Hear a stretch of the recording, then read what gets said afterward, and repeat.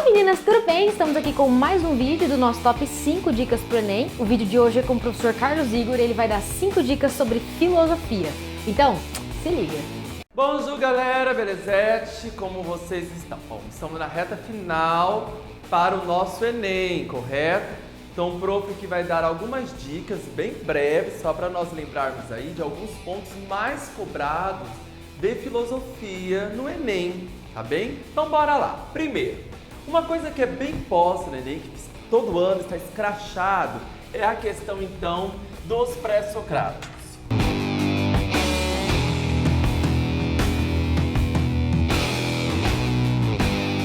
Tá? Dos pré-socráticos. Professor, o que são os pré-socráticos? Óbvio, né? Antes de Sócrates. O que os pré-socráticos buscavam? Os pré-socráticos buscavam o seguinte: buscavam uma explicação que pudesse justificar a origem do cosmos, a origem da existência.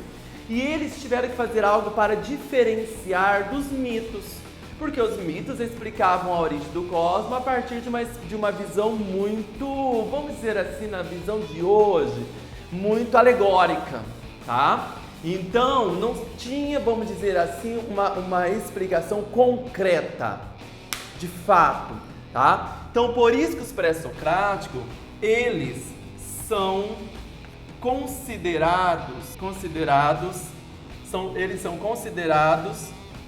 filósofos naturalistas.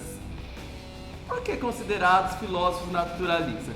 Porque eles foram buscar uma resposta na física, né? Uma resposta na física sobre a origem do universo. Prof, o que é física?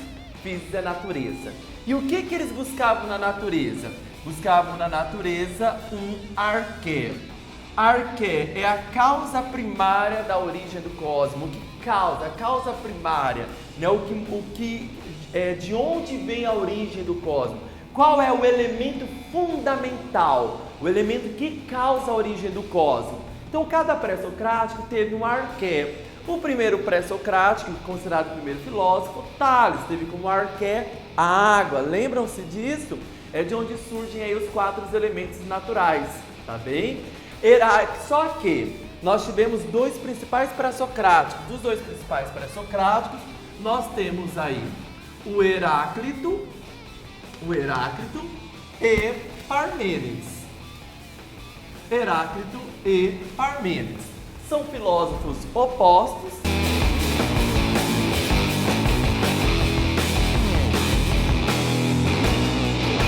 tá? Enquanto Heráclito vai defender que tudo está em movimento, ninguém se banha no mesmo rio 2 vezes, Parmênides vai dizer que o movimento não existe, que é meramente uma aparência, é um equívoco dos sentidos, tá? Um defende o movimento, o outro é contrário à ideia de movimento, tá bem?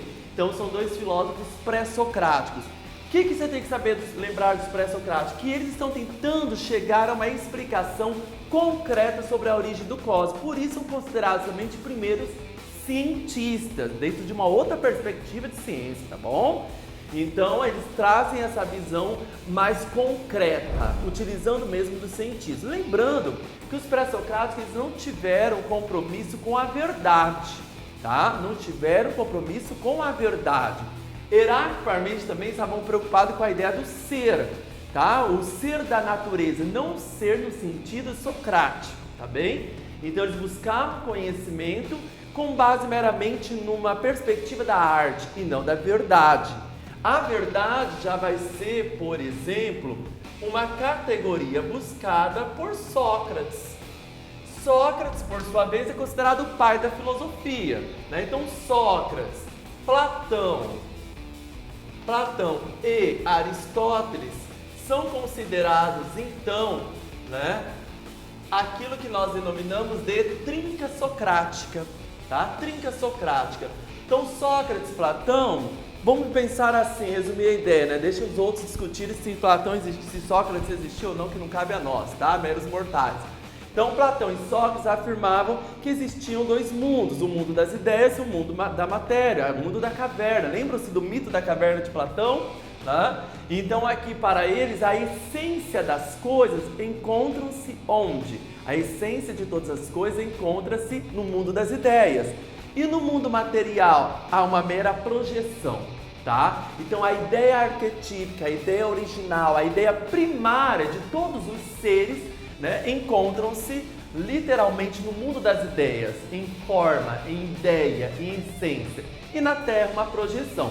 Logo você vai entender por que para Platão os sentidos não são confiáveis. Então Platão dizia, você quer chegar ao conhecimento, só é possível chegar ao conhecimento pela razão, somente pela razão e não pelos sentidos. Os sentidos nos traz, não são confiáveis, tá? Então isso Platão vai colocar, que ideia, opiniões, achismos, tudo que vem do conhecimento sensível não se deve levar em conta, tá bem? Aristóteles vai dizer, olha, vamos com calma, professor, né? Porque Platão foi professor de Aristóteles. Não, os sentidos sim precisam ser avaliados, eles são necessários para o conhecimento, para depois chegar a uma etapa do intelecto, da intuição, né? Para a razão fazer uma análise das impressões captadas pelos sentidos, tá bem? Mas uma coisa importante aqui em Aristóteles, né? Aristotelesito, né? O Aristotelesito vai trazer algo que é bem cobrado no Enem de vocês, que é sobre o conceito de felicidade, né?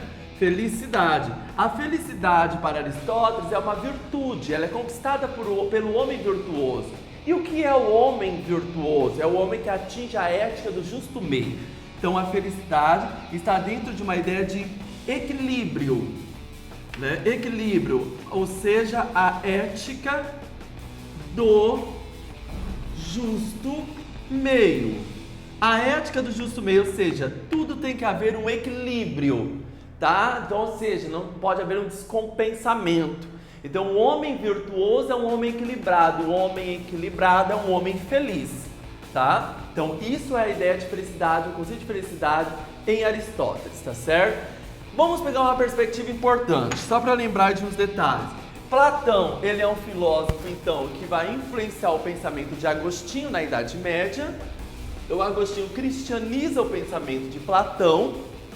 Enquanto Platão fala que nós só podemos chegar ao conhecimento e à verdade pela reflexão, o Agostinho vai dizer que nós chegaremos à verdade que será Deus na Idade Média, no século IV, por meio da iluminação divina. Aristóteles será cristianizado por São Tomás de Aquino no século XIII. Né? Então Aristóteles vai ser a matriz para o pensamento tomasiano escolástico, tá certo? Beleza. Saindo dessa parte aqui então, tá? Lembrando da importância da Grécia aí para o Enem, tá? A base primária aí é uma das coisas mais cobradas. Vamos lembrar rapidamente aqui da Revolução Científica, que teve grande importância para o nosso mundo ocidental.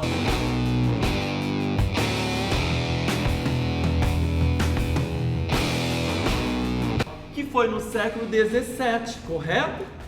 Revolução Científica. Grandes pilares aqui temos o Galileu e o Francis Bacon, que é aquilo que vocês gostam de comer bastante, né? Aqui vai haver então a Revolução Científica, onde a matemática ganha força, a ciência passa a ganhar poder, óbvio, o heliocentrismo, e isso nós teremos a grande influência aqui de toda essa Revolução Científica no pensamento de Descartes.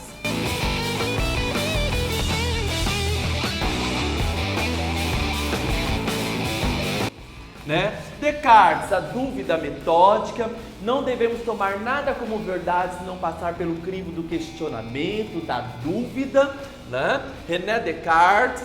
Disso nós temos também, no mesmo período, nós temos aí o Maquiavel.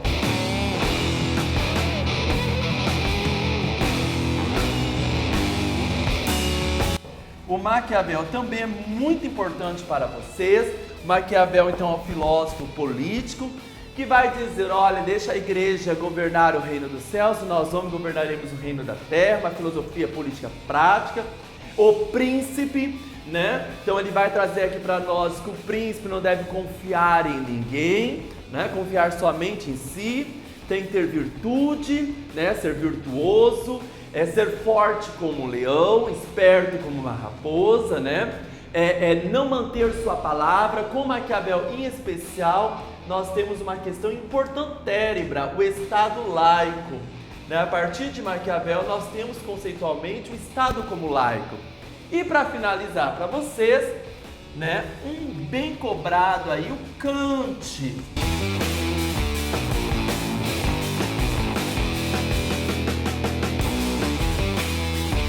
Que também vai falar sobre essa questão do dever, né, a questão da razão universal. Né? Ele vai falar sobre ética, ele vai trazer a ideia do imperativo categórico, né? Então a razão é a base de tudo. O Kant ele vai convergir duas grandes correntes teóricas, racionalismo de René Descartes e o empirismo de John Locke e David Hume. Então o criticismo de Kant faz essa convergência do racionalismo de Descartes, que parte das ideias inatas, herança de Platão, e do empirismo de John Locke e de David Hume, que é uma herança aristotélica, que o empirismo vai afirmar que nós nascemos como uma folha em branco, ao passo que nós experienciamos o mundo, nós vamos preenchendo essa tábula rasa. Então o racionalismo diz, nós nascemos com ideias, né, anteriores, aí ideias inatas, e o empirismo vai dizer, não, nós nascemos vazios e os sentidos produzem o conhecimento. Então são duas correntes divergentes que o Kant irá convergi-la. Beleza? Bom, só uma ideia geral, lembrar aí de coisas, né, de pensadores e situações importantes para o Enem, que é bem cobrado aí de vocês. O professor deseja para vocês uma excelente prova, beijocas e arrasem!